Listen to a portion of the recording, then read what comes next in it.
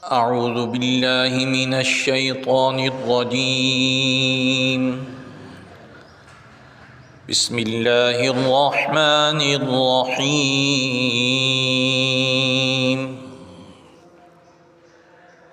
الحمد لله الذي أنزل على عبده الكتاب ولم يجعل له عوجا قيما لينذر بأسا شديدا من لدنه ويبشر المؤمنين الذين يعملون الصالحات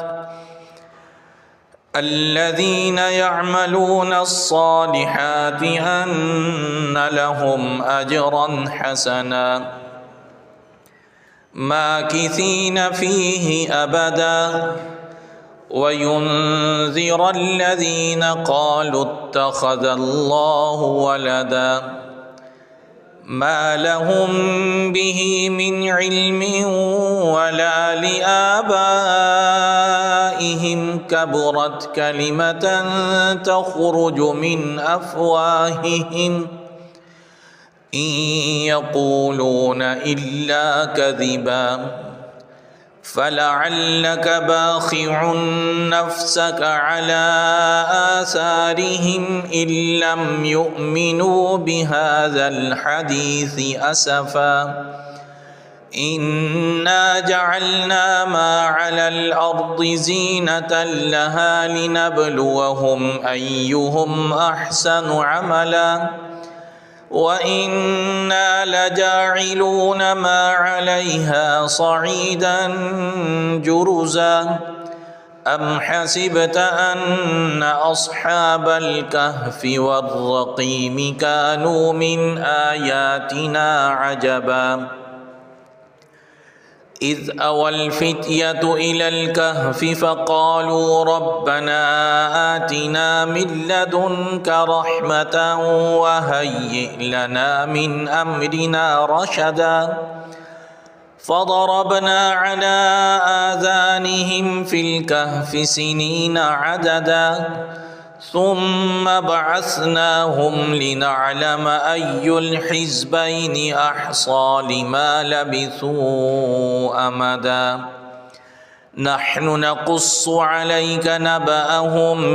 بالحق إنهم فتية آمنوا بربهم وزدناهم هدى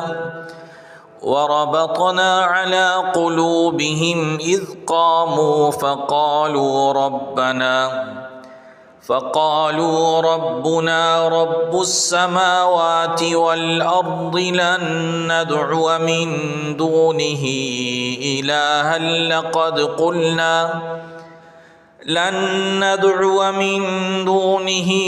إلها لقد قلنا إذا شططا هؤلاء قومنا اتخذوا من دونه آلهة لولا يأتون عليهم بسلطان بين فمن أظلم ممن افترى على الله كذبا وإذ اعتزلتموهم وما يعبدون إلا الله فأووا إلى الكهف ينشر لكم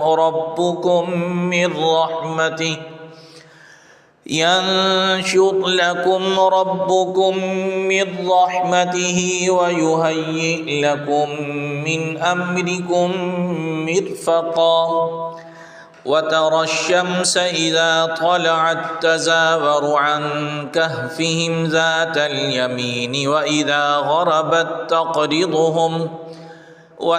غربت تقرضهم ذات الشمال وهم في فجوة منه ذلك من آيات الله من يهد الله فهو المهتد ومن يضلل فلن تجد له وليا مرشدا وتحسبهم أيقاظا وهم رقود ونقلبهم ذات اليمين وذات الشمال ونقلبهم ذات اليمين وذات الشمال وكلبهم باسط ذراعيه بالوصيد لو اطلعت عليهم لوليت منهم فرارا ولملئت منهم رعبا وكذلك بعثناهم ليتساءلوا بينهم قال قائل منهم كم لبثتم قالوا لبثنا يوما أو بعض يوم قالوا ربكم أعلم بما لبثتم فابعثوا أحدكم بورقكم هذه إلى المدينة فلينظر أيها أزكى طعاما فليأتكم برزق منه وليتلطف ولا يشعرن بكم أحدا إنهم إن يظهروا عليكم يرجموكم أو يعيدوكم في ملتهم ولن تفلحوا إذا أبدا وكذلك أعثرنا عليهم ليعلموا أن وعد الله حق وأن الساعة لا ريب فيها إذ يتنازعون بينهم أمرهم فقالوا ابنوا عليهم بنيانا ربهم أعلم بهم قال الذين غلبوا على أمرهم لنتخذن عليهم مسجدا سيقولون ثلاثة رابعهم كلبهم ويقولون خمسة سادسهم كلبهم رجما بالغيب ويقولون سبعة وثامنهم كلبهم قل ربي أعلم بعدتهم ما يعلمهم إلا قليل فلا تمار فيهم إلا مراء ظاهرا ولا تستفت فيهم منهم أحدا ولا تقولن لشيء إني فاعل ذلك غدا إلا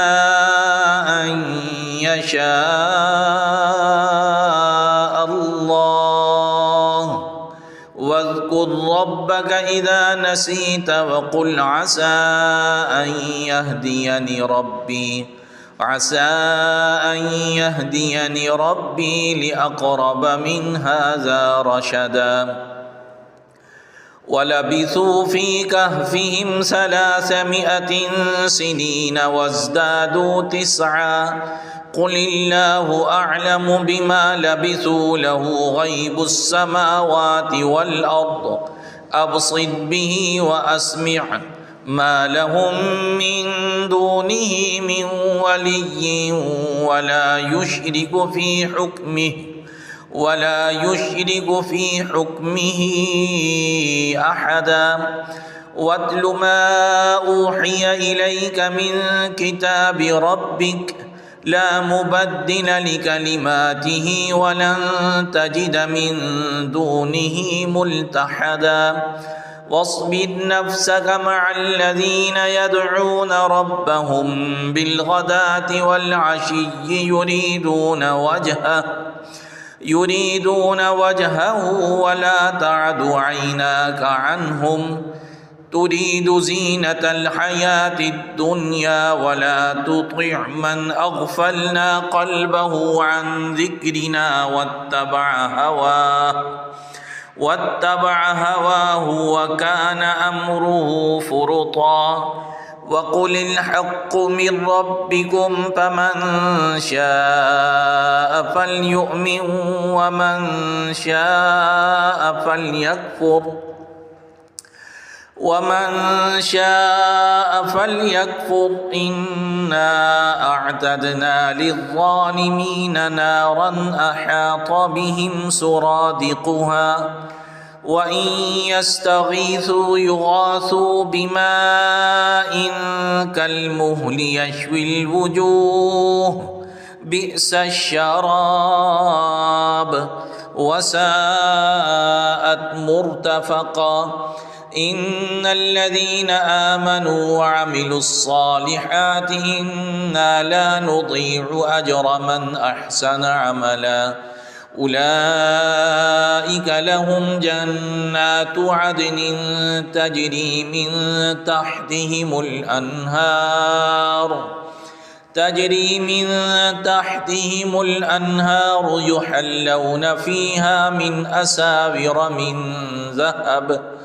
يحلون فيها أساور من ذهب ويلبسون ثيابا خضرا من سندس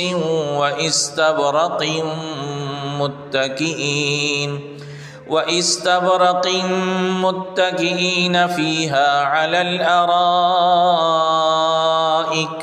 نعم الثواب وحسنت مرتفقا واضرب لهم مثل الرجلين جعلنا لأحدهما جنتين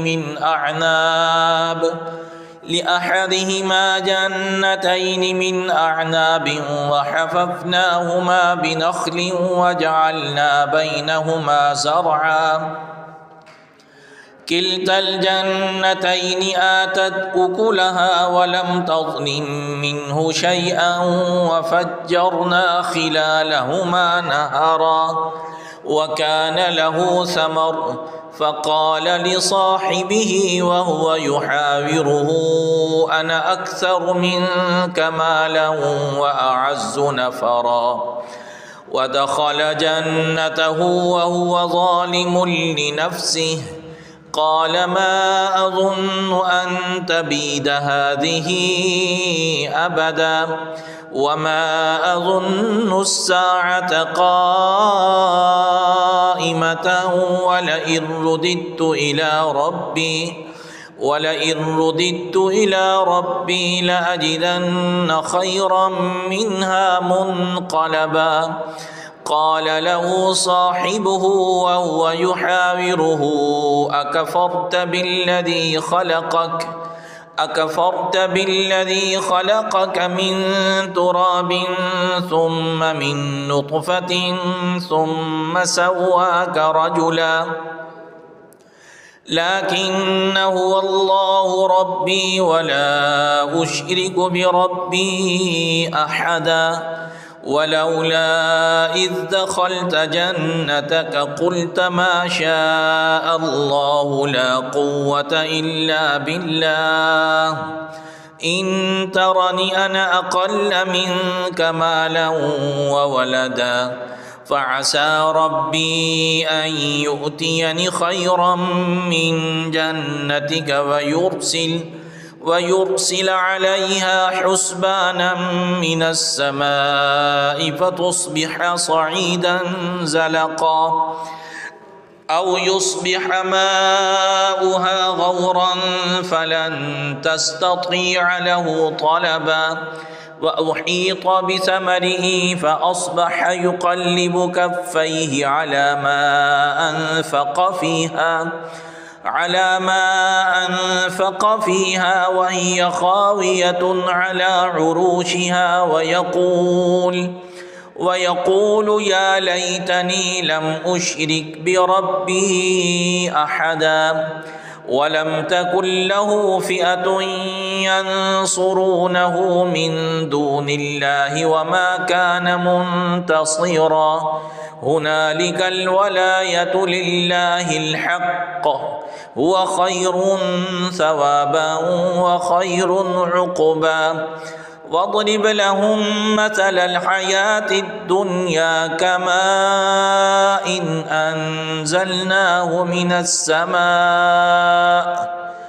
كماء أنزلناه من السماء فاختلط به نبات الأرض فأصبح هشيما تذروه الرياح وكان الله على كل شيء مقتدرا. المال والبنون زينة الحياة الدنيا والباقيات الصالحات خير عند ربك ثوابا وخير أملا. ويوم نسير الجبال وترى الأرض بارزة وحشرناهم فلم نغادر منهم أحدا وعرضوا على ربك صفا لقد جئتمونا كما خلقناكم أول مرة بل زعمتم أن لن نجعل لكم موعدا. ووضع الكتاب فترى المجرمين مشفقين مما فيه ويقولون يا ويلتنا ما لهذا الكتاب لا يغادر صغيرة ولا كبيرة إلا أحصاها ووجدوا ما عملوا حاضرا ولا يظلم ربك أحدا. وإذ قلنا للملائكة اسجدوا لآدم فسجدوا إلا إبليس كان من الجن ففسق عن أمر ربه أفتتخذونه وذريته أولياء من دوني وهم لكم عدو بئس للظالمين بدلا. ما أشهدتهم خلق السماوات والأرض ولا خلق أنفسهم وما كنت متخذ المضلين عضدا. ويوم يقول نادوا شركائي الذين زعمتم فدعوهم فلم يستجيبوا لهم وجعلنا بينهم موبقا. ورأى المجرمون النار فظنوا أنهم مواقعوها ولم يجدوا عنها مصرفا.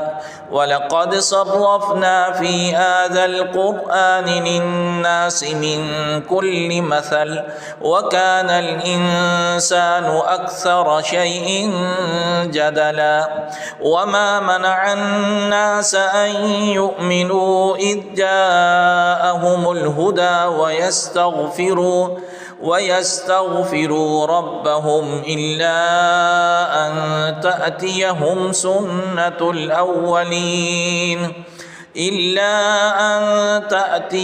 سنة الأولين أو يأتيهم العذاب قبلا. وما نرسل المرسلين إلا مبشرين ومنذرين ويجادل الذين كفروا بالباطل ليدحضوا به الحق واتخذوا آياتي وما أنذروا هزوا. ومن أظلم ممن ذكر بآيات ربه فأعرض عنها ونسي ما قدمت يداه. إنا جعلنا على قلوبهم أكنة أن يفقهوه وفي آذانهم وقرا وإن تدعهم إلى الهدى فلن يهتدوا إذا أبدا. وربك الغفور ذو الرحمة لو يؤاخذهم بما كسبوا لعجل لهم العذاب بل لهم موعد لن يجدوا من دونه موئلا. وتلك القرى أهلكناهم لما ظلموا وجعلنا لمهلكهم موعدا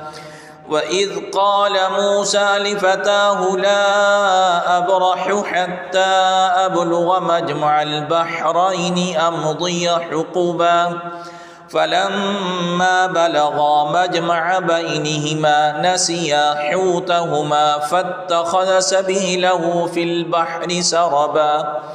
فلما جاوزا قال لفتاه آتنا غداءنا لقد لقينا من سفرنا هذا نصبا قال أرأيت إذ أوينا إلى الصخرة فإني نسيت الحوت وما أنسانيه إلا الشيطان أن أذكره واتخذ سبيله في البحر عجبا قال ذلك ما كنا نبغي فارتدا على آثارهما قصصا فوجدا عبدا من عبادنا آتيناه رحمة من عندنا وعلمناه من لدنا علما قال له موسى هل أتبعك على أن تعلمني مما علمت رشدا قال إنك لن تستطيع معي صبرا وكيف تصبر على ما لم تحط به خبرا قال ستجدني إن شاء الله صابرا ولا أعصي لك أمرا قال فإن اتبعتني فلا تسألني عن شيء حتى أحدث لك منه ذكرا فانطلقا حتى إذا ركبا في السفينة خرقها قال أخرقتها قال أخرقتها لتغرق أهلها لقد جئت شيئا إمرا قال ألم أقل لك إنك لن تستطيع معي صبرا قال لا تؤاخذني بما نسيت ولا ترهقني من أمري عسرا فانطلقا حتى إذا لقيا غلاما فقتله قال أقتلت نفسا زكية بغير نفس لقد جئت شيئا نكرا قال ألم أقل لك إنك لن تستطيع معي صبرا قال إن سألتك عن شيء بعدها فلا تصاحبني قد بلغت من لدني عذرا فانطلقا حتى إذا أتيا أهل قرية استطعما أهلها فأبوا أن يضيفوهما فوجدا فيها جدارا يريد أن ينقض فأقامه قال لو شئت لاتخذت عليه أجرا قال هذا فراق بيني وبينك سأنبئك بتأويل ما لم تستطع عليه صبرا أما السفينة فكانت لمساكين يعملون في البحر فأردت أن أعيبها وكان وراءهم ملك يأخذ كل سفينة غصبا وأما الغلام فكان أبواه مؤمنين فخشينا أن يرهقهما طغيانا وكفرا فأردنا أن يبدلهما ربهما خيرا منه زكاة وأقرب رحما وأما الجدار فكان لغلامين يتيمين في المدينة وكان تحته كنز لهما وكان أبوهما صالحا فأراد ربك أن يبلغا أشدهما ويستخرجا كنزهما رحمة من ربك وما فعلته عن أمري ذلك تأويل ما لم تستطع عليه صبرا ويسألونك عن ذي القرنين قل سأتلو عليكم منه ذكرا إنا مكنا له في الأرض وآتيناه من كل شيء سببا فأتبع سببا حتى إذا بلغ مغرب الشمس وجدها تغرب في عين حمئة ووجد عندها قوما قلنا يا ذا القرنين إما أن تعذب وإما أن تتخذ فيهم حسنا قال أما من ظلم فسوف نعذبه ثم يرد إلى ربه فيعذبه عذابا نكرا وأما من آمن وعمل صالحا فله جزاء الحسنى وسنقول له من أمرنا يسرا ثم أتبع سببا حتى إذا بلغ مطلع الشمس وجدها تطلع على قوم لم نجعل لهم من دونها سترا كذلك وقد أحطنا بما لديه خبرا ثم أتبع سببا حتى إذا بلغ بين السدين وجد من دونهما قوما لا يكادون يفقهون قولا قالوا يا ذا القرنين إن يأجوج ومأجوج مفسدون في الأرض فهل نجعل لك خرجا على أن تجعل بيننا وبينهم سدا قال ما مكني فيه ربي خير فأعينوني بقوة أجعل بينكم وبينهم ردما آتوني زبر الحديد حتى إذا ساوى بين الصدفين قال انفخوا حتى إذا جعله نارا قال آتوني أفرغ عليه قطرا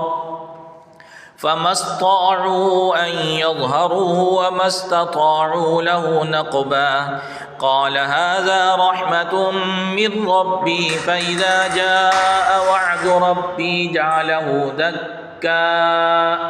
وكان وعد ربي حقا فتركنا بعضهم يومئذ يموج في بعض ونفخ في الصور فجمعناهم جمعا وعرضنا جهنم يومئذ للكافرين عرضا الذين كانت أعينهم في غطاء عن ذكري وكانوا لا يستطيعون سمعا أفحسب الذين كفروا أن يتخذوا عبادي من دوني أولياء إنا أعتدنا جهنم للكافرين نزلا قل هل ننبئكم بالأخسرين أعمالا الذين ضل سعيهم في الحياة الدنيا وهم يحسبون أنهم يحسنون صنعا أولئك الذين كفروا بآيات ربهم ولقائه فحبطت أعمالهم فلا نقيم لهم يوم القيامة وزنا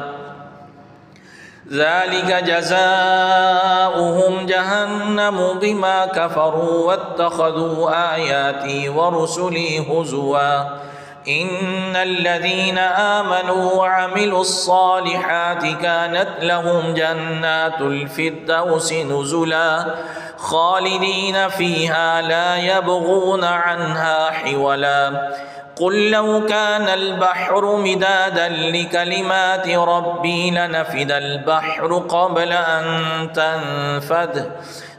أن تنفد كلمات ربي ولو جئنا بمثله مددا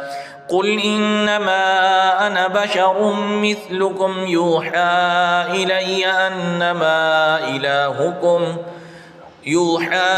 إلي أنما إلهكم إله واحد فمن كان يرجو لقاء ربه فليعمل عملا صالحا ولا يشرك بعبادة ربه أحدا.